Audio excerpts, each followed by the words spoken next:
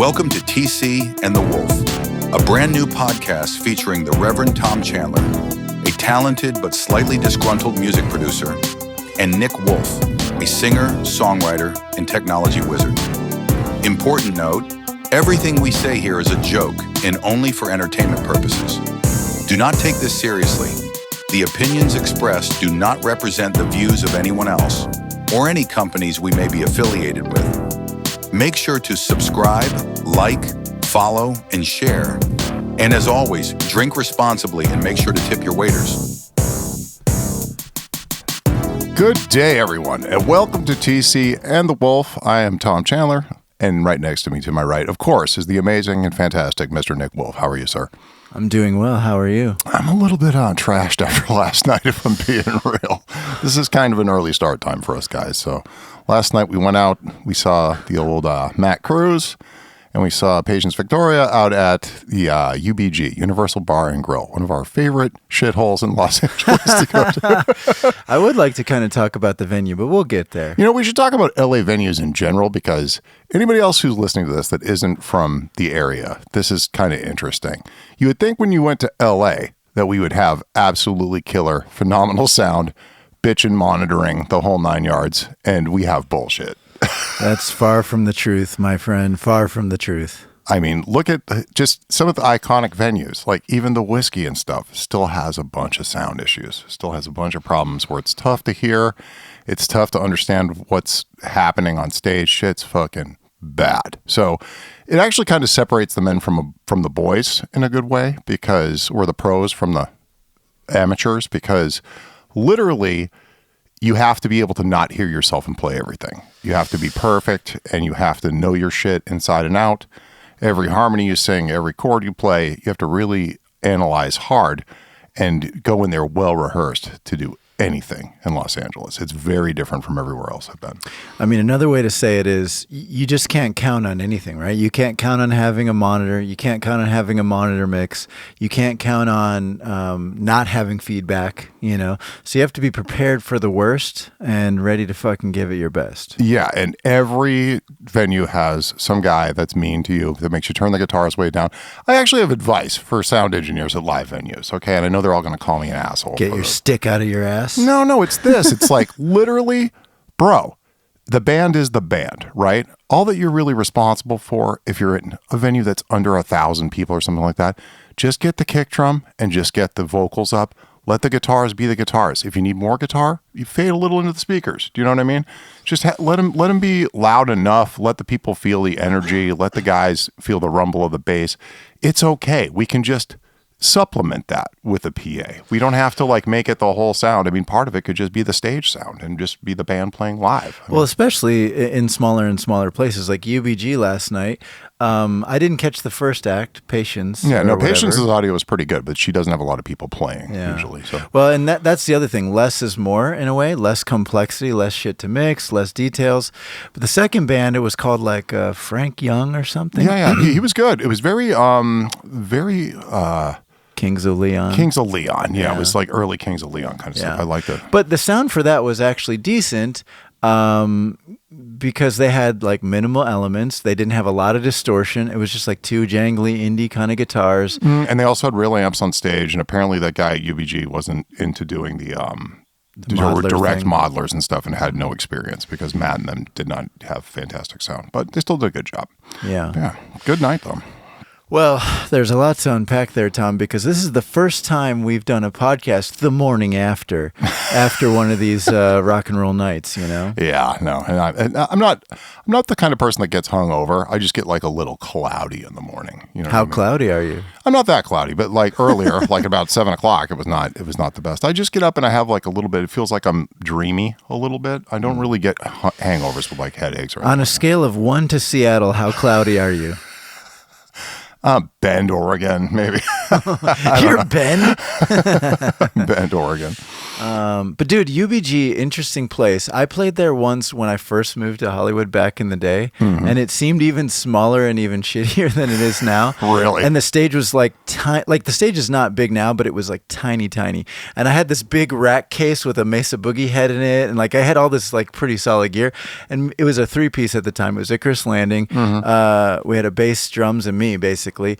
And I mean, I remember just thinking like, is this LA? Is this what people came for? You know what I mean? Because like the point you're making earlier, like what you imagine it to be and what it is in reality are very different. Now, clearly there are some big star-studded things that happen in this town for sure. Yeah. I mean, if you're playing at the Grammys, I'm sure the sound's fantastic.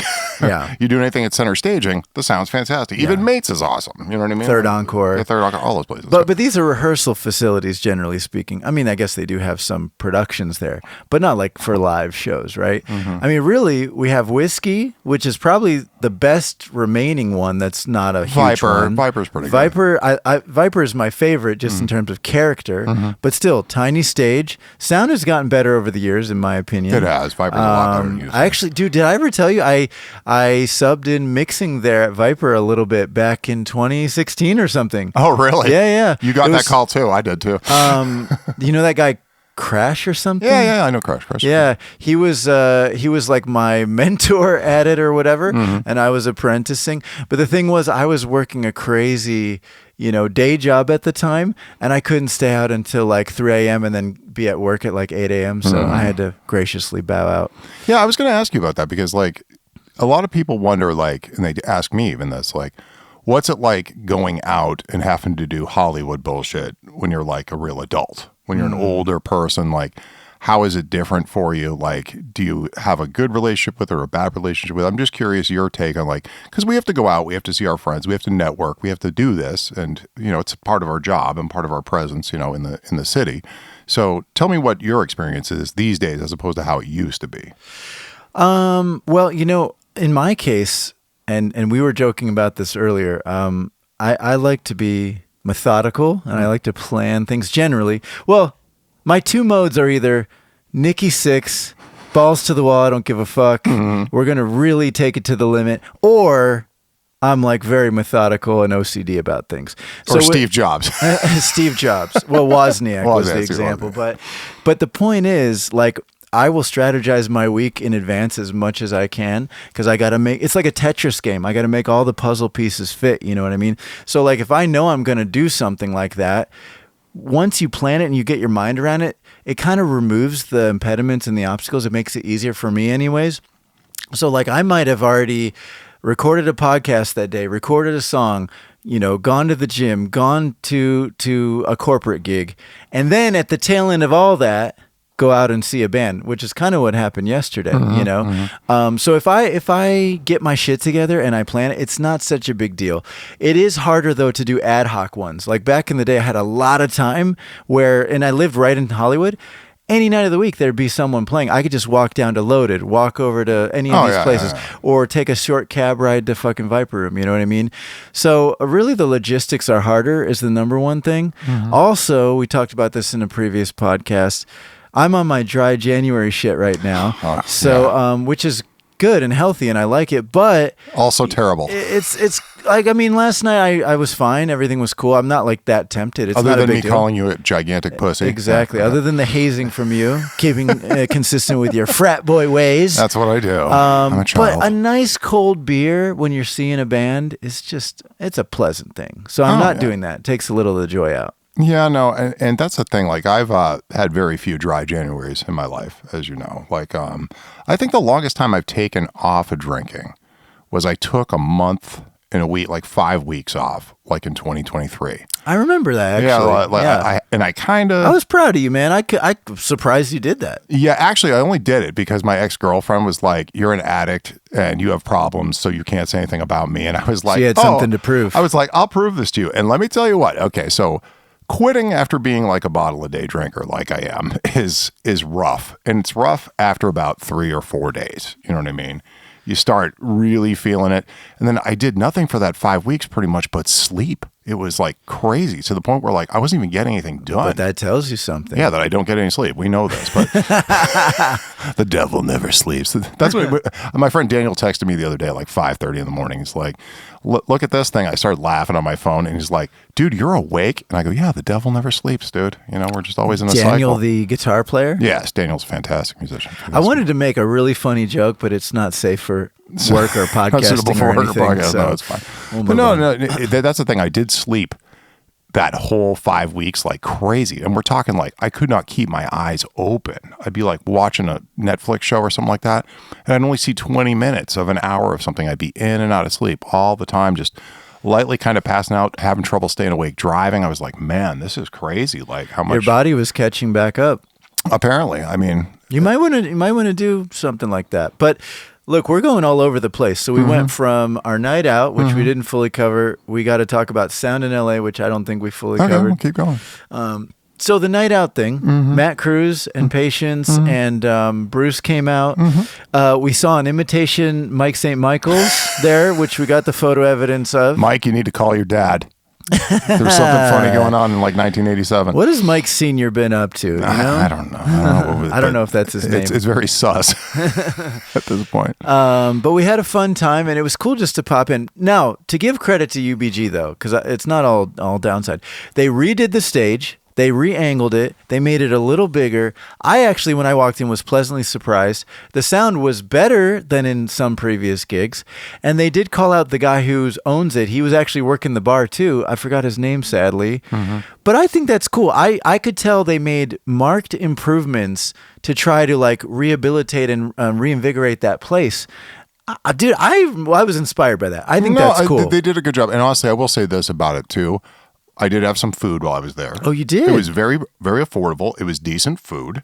And also the drinks aren't crazy there. It's like, it's kind of prices from, I'd say 10 years ago or something. Like if you go out in Hollywood, there's been nights I've gone out. I've gone to Viper Room and ordered a double shot of well whiskey, and it was like $28, like something crazy like that. And depending on who's the promoter that night, the alcohol price will go way up or way down, depending on how many people come through the door and who promotes it. Promoters in LA, that's another good topic. No, they suck. But UBG thing, we should also clarify for folks who are not acquainted, Viper Room is in like West Hollywood, which is kind of like the central, more pricey, high-end, fancy Sunset Strip life.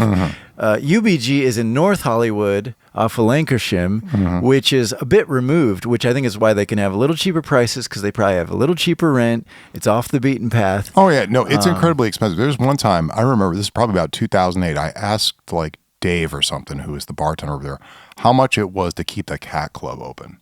Oh, yeah. And he said, it's literally $60,000 a month. Really? Between I didn't think it would be that high. Between the liquor license. What people don't understand is that a liquor license in LA is really hard to get, and it costs about $200,000 a year to keep it going. So drink prices, of course, are going to escalate due to that. And I mean, that's why you see a lot of our shows out here. We're all out of the valley. And the rent going up in general. Oh, no, the rent's ridiculous. Now, it cost 3.5 times more than when I moved here in 2001. Wow. It's 3.5 times more. That escalated quickly. Yeah, it did. Yeah, it's insane. But I have a dream. Many of my dreams have come true, which I feel good about. Some have not, but I'm still working on it. But I have another dream. I want to have a little venue like UBG one day. I think it'd be super fun if I had a club. I could have my friends come play. I could pop in and jam when I want. I could come by and grab a beer when I want. So that's something that's on my mind. So when I saw UBG make those improvements, I was inspired. I was feeling good about it. But one more con. Any place that has like grill in the name, it's hard for me to take that seriously as a music venue, right?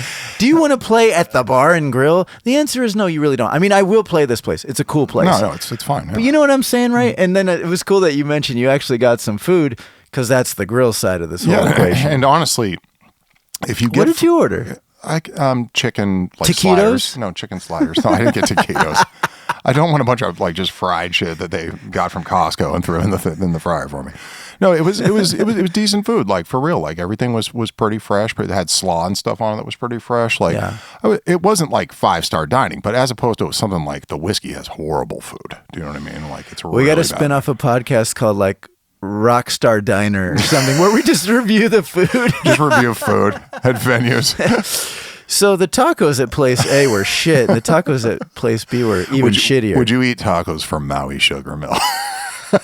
Dude, you know what? I don't think I've ever actually gone to that place, which is a kind of a crazy thing to say. No, I love Maui. Maui, and Tim that runs Maui. It's a fantastic spot. It's a little spot out in the middle of Tarzana, kind of Reseda area off of the Reseda exit. And it's like another fucking planet. Yeah, it's like 40 minutes from here. It's like an hour from you. It's far. And it's great though, because like that's the kind of place where like Dave Grohl does swing by. Slash does swing by. People I love come that. in and you don't have that happening in Cleveland, Ohio. No, that's one of the bonuses of living So here. even though it's like a dive bar and this and that, it's got charm. It's got some some nice historic past, but you will see like fucking heavy hitters swing by, which is nutty. yeah. A lot of the smaller bars, you see that more so than the big ones because people don't want to get mobbed. And if you want to see celebrities and you come out to LA, the best time to go out, like Monday, Tuesday, Wednesday during the week, because they know all the out-of-towners. They want to go into low traffic Yeah, they want to time. go low traffic times, and they go out and party. It doesn't matter what day it is if you're rich, right? So,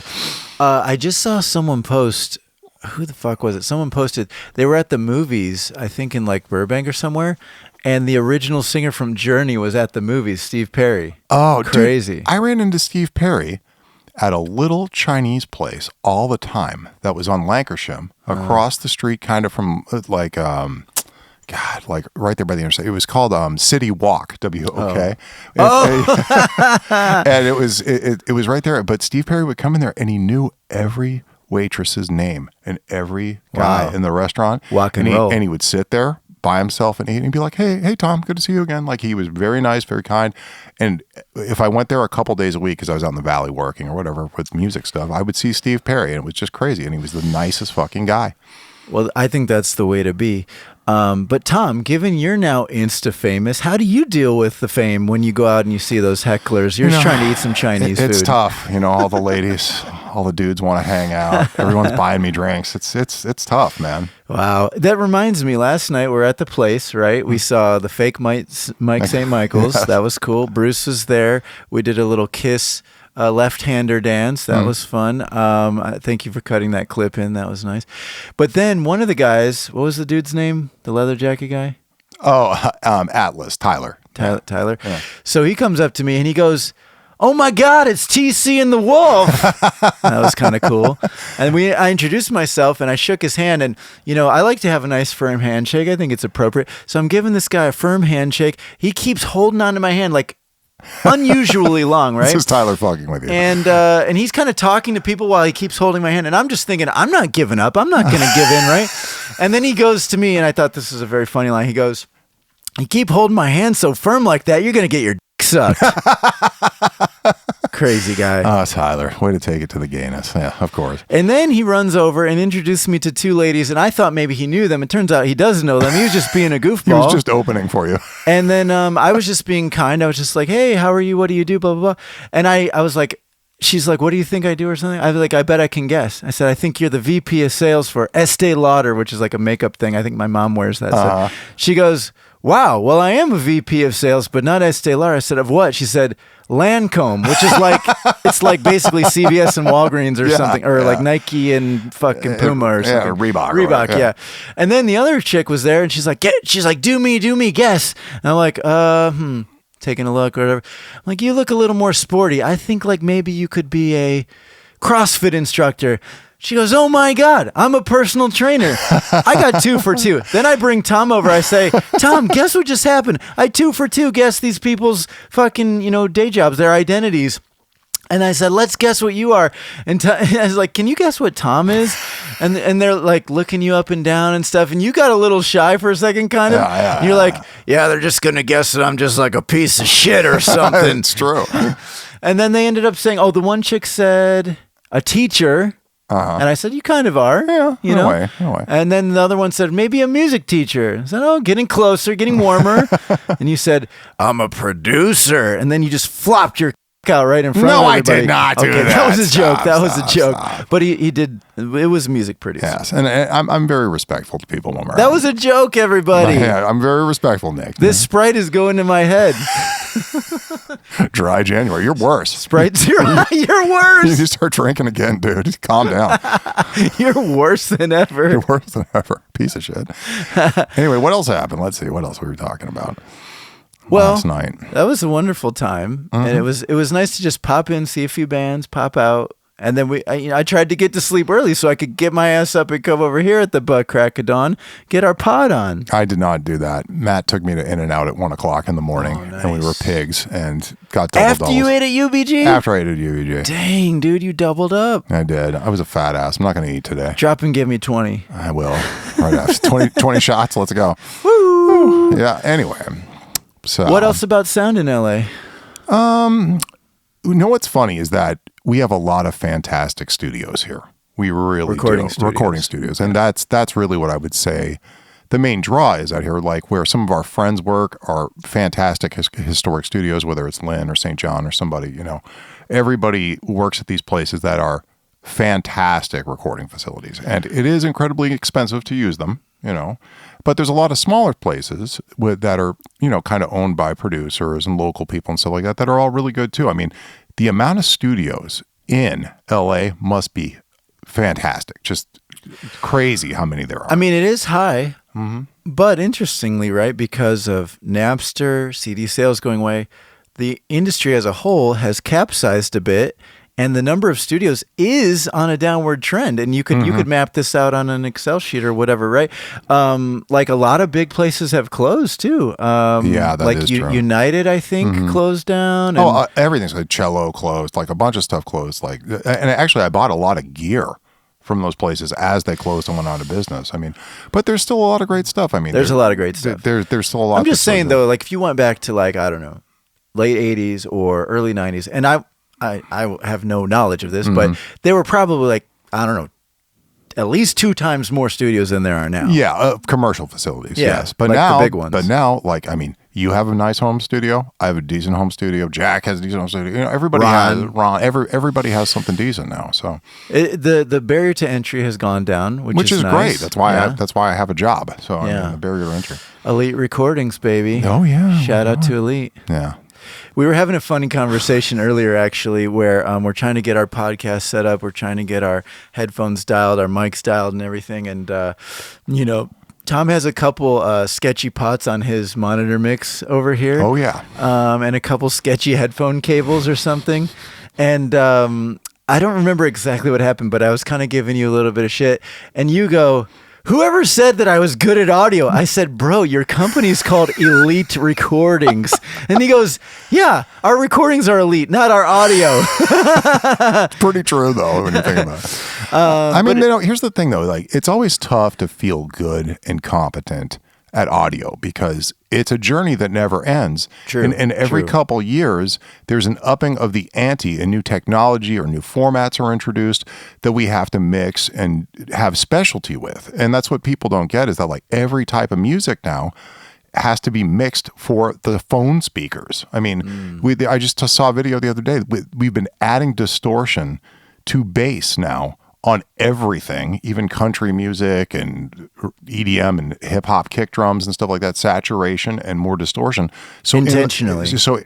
So in the phone, you can hear it, that you can hear the low end because all that stuff starts to color in like, you know, the 300, 500 area and beef it up a little bit and create some kind of noise to where there's other harmonics where you can hear it. But mixing is incredibly difficult and time consuming. And as things get louder and louder, and mixes get crazier and crazier, and there's more and more tracks introduced, there's a lot of work in it now. I don't think people realize, you know, some of the work that goes in, like a big EDM drop now. I talked to a guy, he was working on it for 16 hours, dude. Wow. For like 16 bars for of EDM audio. even. Yeah. Wow. That's what I'm saying, because it was that crazy of a drop that he was mixing. I mean, I would feel, I've not really mixed that style of music, and I don't consider myself like an expert mixer whatsoever, but I feel like that would be one of the sort of easier ones to do because like when you're doing like rock and roll, you've got a bunch of organic instruments, acoustic guitar, electric guitar, actual drums for people who are still doing actual drums. That presents a lot of challenges, right? Where you're doing EDM, it's pretty much all synthetic sounds. Yeah, it is. But here's what's fucked up about the synthetic sounds is that, yes, you go into this library, like you go into Omnisphere or some shit, right? All these sounds are huge off the bat. Oh, I see. They're hyped. There's tons of high end, tons of low end. They're all made to sound like a mastered full track when you hit one key. And the speakers are supposed to explode and you're supposed to be really impressed. Well, the problem is, if we left all the synths with everything in them, it would blow up all the speakers. You would have no audio space So you're left. doing a lot of carving. No, very, very intricate carving, very, very small amounts of boosting in areas, and a lot of panning, a lot of separation, and a lot of perspective, which is like front to back in the mix, where how much reverb or ambience something has, distance to like the focal point of the recording.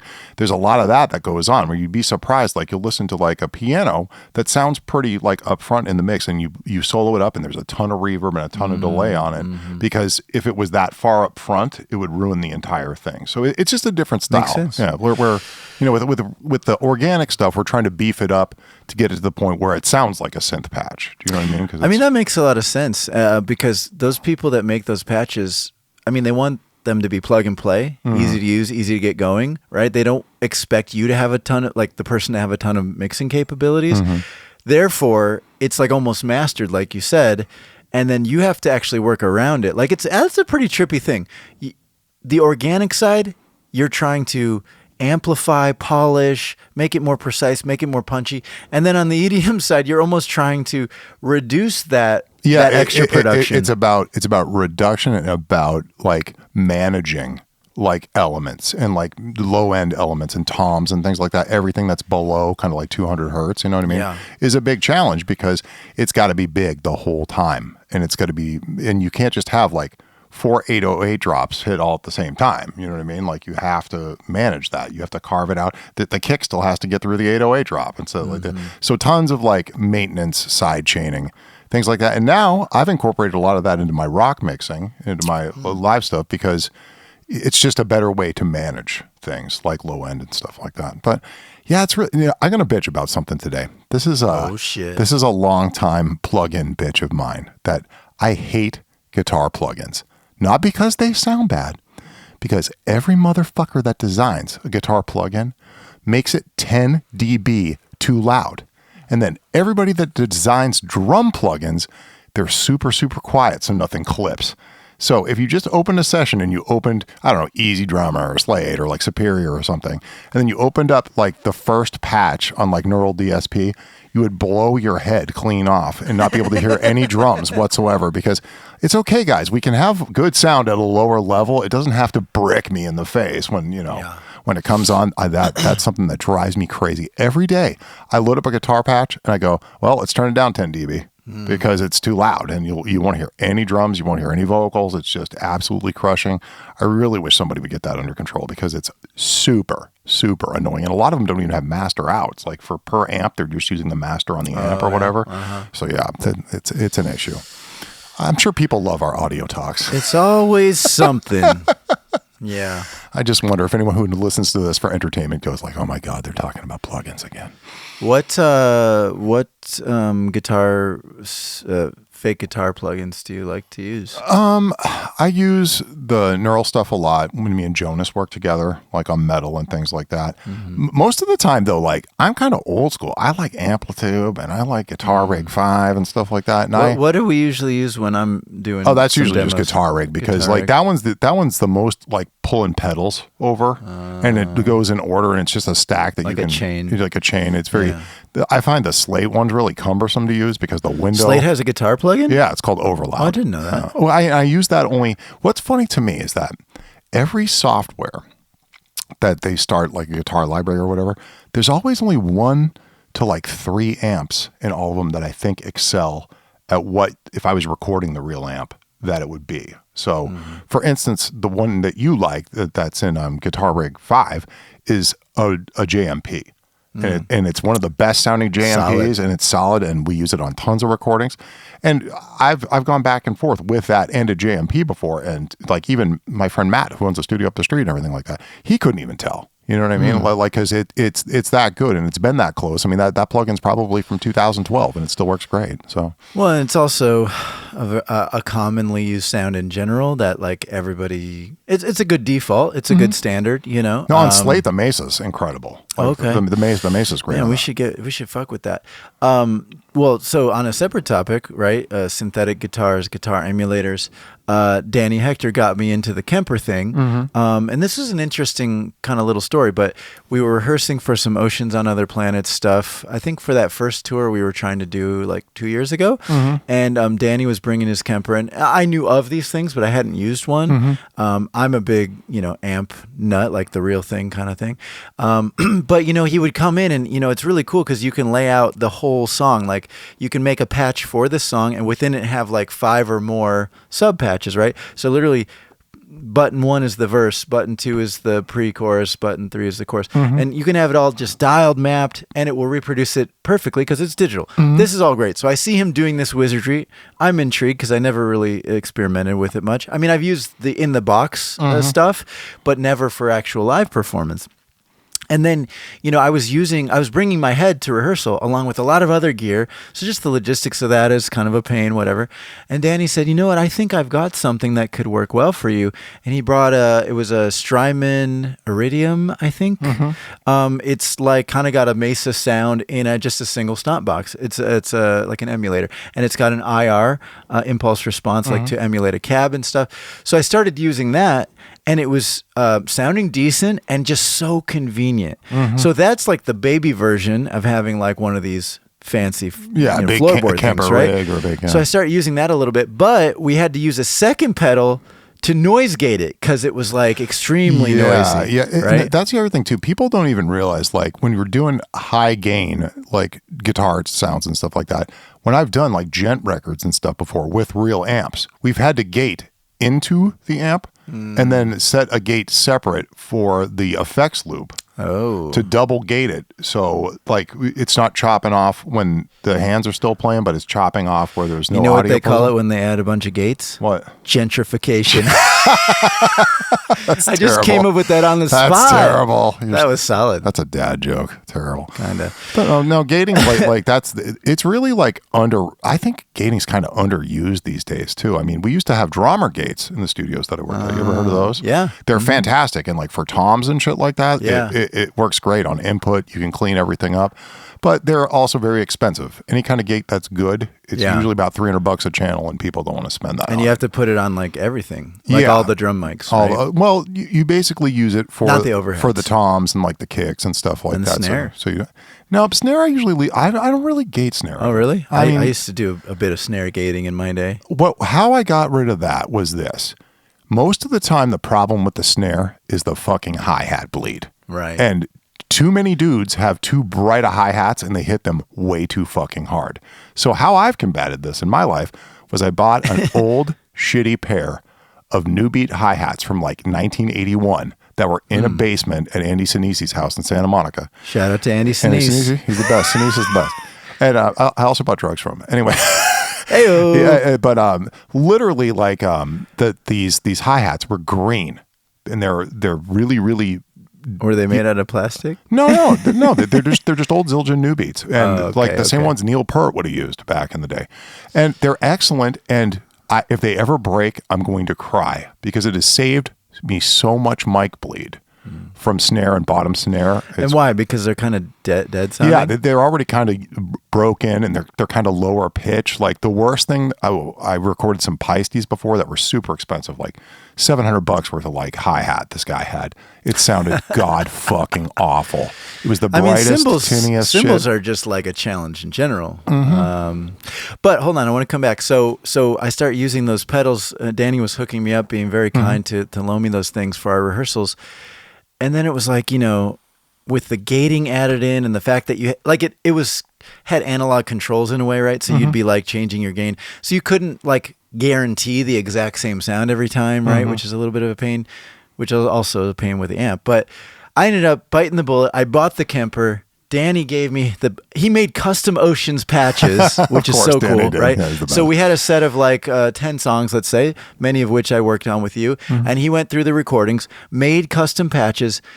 they were for him to play the songs, but then once I got the Kemper, he loaded them in there, and now I have like the perfect sound for Maybe Another Life, Other Side, da da da. Yeah, no. And, right? and Danny's fantastic making guitar sounds. If anybody needs any kind of Kemper tutorials or work or whatever, this is your guy. Danny this Hector's is your your fucking man, guy. yeah. He's the guy. But then, dude, then we did all these fly dates. You come in with just one little case. You got that. It's all your sounds, no amp, simplifies everything. I mean, I still, without a doubt, love the real tube amp sound more. And I have yet to be convinced of anything otherwise. But the convenience is so incredibly high on these things. Yes. It's hard to argue with that. Well, but you know? it's also hard to argue with like something about a real amp and a speaker moving. There's a certain, it's for some reason, I know it's an electrical thing with fucking a preamp and everything in it, but it feels more organic. It feels like you're more connected to the audio coming out of it. And I feel that way. And it's not a latency issue because it feels like the fucking cosmos are pulsating, dude. I mean, it's a whole other level, you know? Yeah, and that's the thing. Amplifiers are beautiful things, but they're also noisy. They're also a pain in the ass, and miking them They can break down. gets out of phase a lot. That's what people don't realize. A lot of times when you go to a place and there's really shitty, shrill guitar sound, it's because some guitar player walked by the cab and kicked the stand. You're making a good point. It moves over like 2 inches or whatever, and somebody puts it back wrong, and then the whole cab's out of phase, and it sounds like nasal shit the entire time. So this can happen, and with the Kemper, that doesn't happen. So I always see that as an advantage. And bass has been direct largely for a long time. Like anytime you went to the Roxy or whatever you're playing, you'd plug into your amp, but they'd bridge it out and put it into another like direct box, and so they can control it. So they can control it and blend it in. So I mean, there's always some of that going on. So it's finding right people that have experience, and we've just learned to deal with like the worst situations and get through the bullshit. I think that's kind of our thing with audio out here. On the Kemper, so I've had it for a couple of years, and only recently did I plug in the USB and go through like all the patches. It has like 300 patches, and I literally went through, I think, every single one. And You're that kind of nerd, bro. Well, because part of it's because I had delayed it. Like I never took advantage of this. So I kind of felt bad that I've got this expensive, nice unit that I didn't fully use. So then it was like during holiday break, I said, I'm going to sit here and just run through it. Right. And I, like you were saying earlier, I found about 5 out of 300 that I liked. That's what I'm saying. Right. And Sam explained this to me. My friend, Sam Huang, he used to be my guitar repair guy, and now he's the Line 6 designer for the amp modeling. Oh. So Sam literally goes out there. We should have him in here. Yeah, we can. Sam, he lives right down the street. He literally will go and find several Marshalls from different studios and different collections. They'll bring them in to the Line 6 area. Like maybe like 5 JCM 800s. Yeah, like 5 JCM 2203. And then they'll find the right one. Do you see what I'm saying? And that becomes the model. And that becomes the model. And then they try every mic on it. They make sure everything's in phase. They sample. All that stuff is an algorithm that's built for years and years and years. And people don't realize. They're like, why are these things so fucking expensive? Well, the R&D on it is incredibly expensive and time consuming. And that's why when they hit it just right, it's just fucking right. I used to have this thing back in 2003. I had a GNX2 that I got from my job when I worked for Harmon Music Group. And in that, we had modeled my Marshall that I had at the time, which was awesome. What is this unit? I have not heard of this. It's just like a floor pedal. It was a modeler, like a by who? By Digitech. Okay. It's called the GNX2. And the model in there was so good, I used it on records all the way into probably 2015 because my Marshall was on there. And the other guy, Tony, who was the sound designer over there, his Marshall was on there.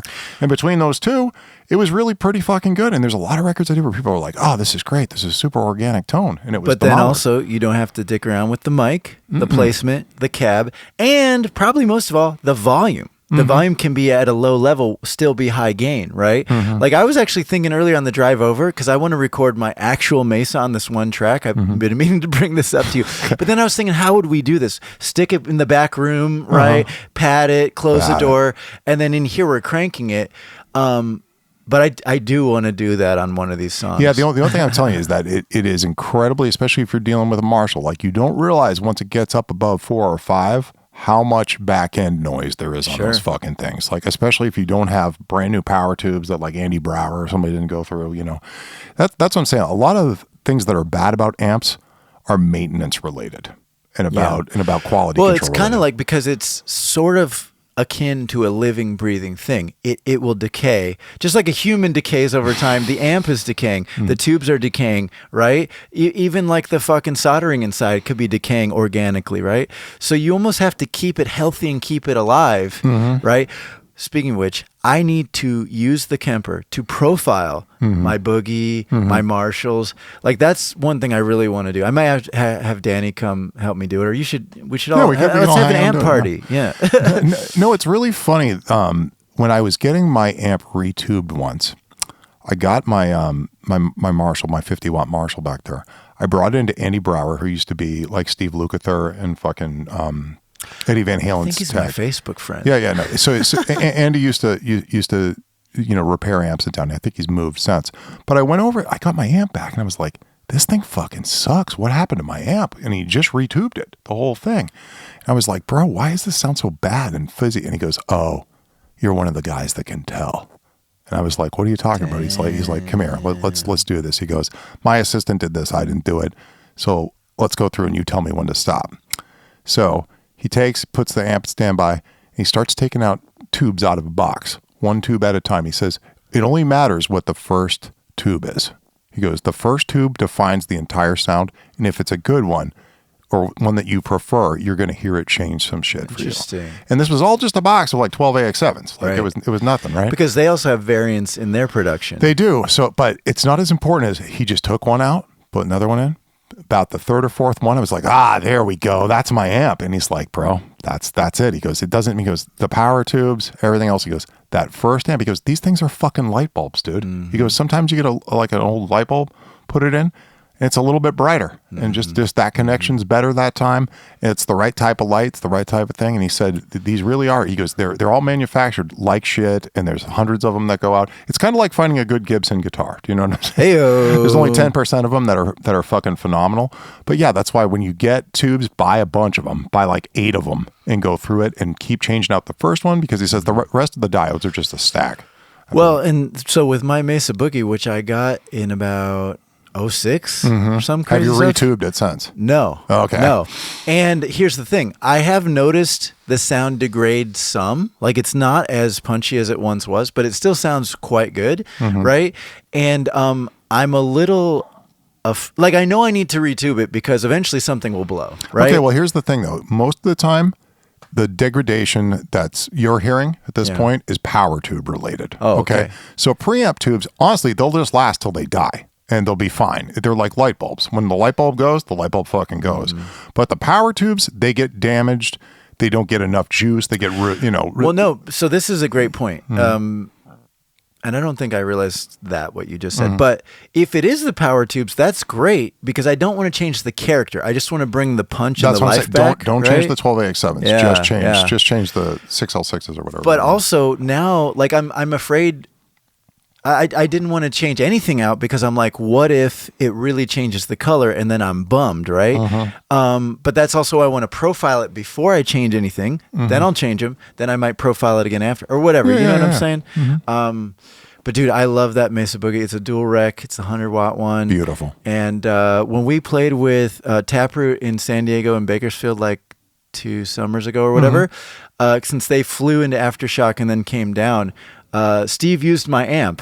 And I was like, sure, you can use my amp. But like secretly I was like, oh my God, like the tubes are old as fuck. Like what if this blows out in the middle of their set? Thankfully the amp lasted, nothing happened. But also, they were doing pretty extensive sound checks each day with the amp, right? So I would just be sitting there like, this is how nerdy I am. I'm just listening to my amp like, damn, my amp sounds pretty fucking good, you know? But also he like had it full throttle. Like he had it loud as fuck. I don't think I've even run it that loud. So he's playing like some of their riffs and stuff, and there's nobody in the club at this time, so it's like even louder. There's no one to soak up the sound, right? And it was just like so rich, so creamy, so punchy, dude. I mean, it was fucking tits. It was the shit. And sometimes it's just right. And that's the thing. And that's the one thing too about like even recording music. I tell people some days you're just not going to get better. It's just that's good. And that's fucking awesome. And that's the real joy is when that day happens, you hear your amp and you're like, that sounds fucking good. Yeah. That just makes your whole life. And by the way, I had my Kemper at that gig and I literally had to talk myself out of, Switching back to the amp. There's the magic There's music. the outro. That's right. Guys, thank you for listening today to our audio nerd talk, our club talk, our personal We went all over the bullshit. place. Yeah, we went everywhere. But this has been TC and the Wolf. This is episode 9.